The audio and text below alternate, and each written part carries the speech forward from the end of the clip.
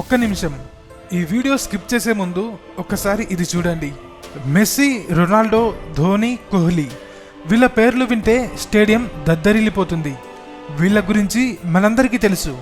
కానీ ఇండియాలోనే అత్యంత వేగంగా పరిగెత్తిన ఒక తుఫాను గురించి మీకు తెలుసా?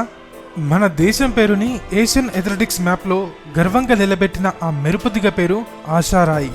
బహుశా ఈ పేరు మీరు ఇంతకు ముందెప్పుడు వినుండకపోవచ్చు. Welcome to the series of untold stories of Indian sports heroes, episode 7. Friends, 2011లో ప్రతి న్యూస్ ఛానల్, ప్రతి పేపర్ హెడ్లైన్ ఈమె పేరుతో మారుమోగిపోయింది. బెంగాల్లోని ఒక మారుమూల గ్రామం నుండి వచ్చిన ఈ అమ్మాయి 100 మీటర్ల స్ప్రింట్లో నేషనల్ రికార్డు బద్దలు కొట్టింది. ఇండియాలో కూడా ప్రపంచ స్థాయి టాలెంట్ ఉందని తన పరుగుతో చాటి చెప్పింది. కానీ సీన్ కట్ చేస్తే దేశం కోసం పథకాలు గెలిచిన ఆ బంగారు తల్లికి మన దేశం ఏమిచ్చింది? కనీసం ఉండడానికి సరైన ఇల్లు లేదు, తినడానికి తిండి లేదు, ప్రాక్టీస్ చేయడానికి ట్రాక్ లేదు. అప్పట్లో మీడియాలో ఏదో హడావిడి చేశారు, కానీ అసలు రియాలిటీ ఏంటో తెలుసా? ఒలింపిక్ ట్రాక్ మీద పరుగులు పెట్టాల్సిన ఆశారాయ్ ఈరోజు బ్రతుకు తెరువు కోసం, కడుపు నింపుకోవడం కోసం ఒక సాధారణ పీటీగా మిగిలిపోయారు. ఒక ఛాంపియన్ పరుగు పేదరికం ముందు ఆగిపోయింది. కానీ ఒక్కటి ఆలోచించండి, తప్పు ఎక్కడుంది? మొన్న జ్యోతి ఎర్రాచి బాధపడితే అందరం రియాక్ట్ అయ్యాం, మంచి విషయమే. మరి ఆశారాయ్ లాంటి వాళ్ళు కన్నీళ్లు పెడితే ఎందుకు పట్టించుకోం?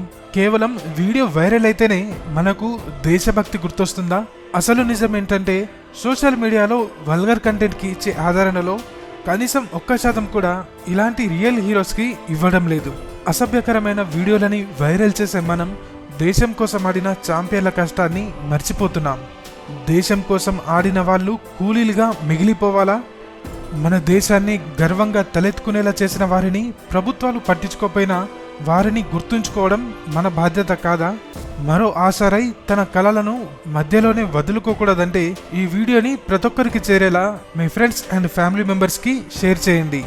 అలాగే ఈ వీడియోపై మీ ఒపీనియన్ని కామెంట్ చేయండి. ఇకపోతే untold stories of Indian sports heroes series 1లో ఇదే చివరి ఎపిసోడ్. దీనికి కొనసాగింపుగా సిరీస్ 2 కావాలా? అయితే ఎస్ అని కామెంట్ చేయండి. జై హింద్.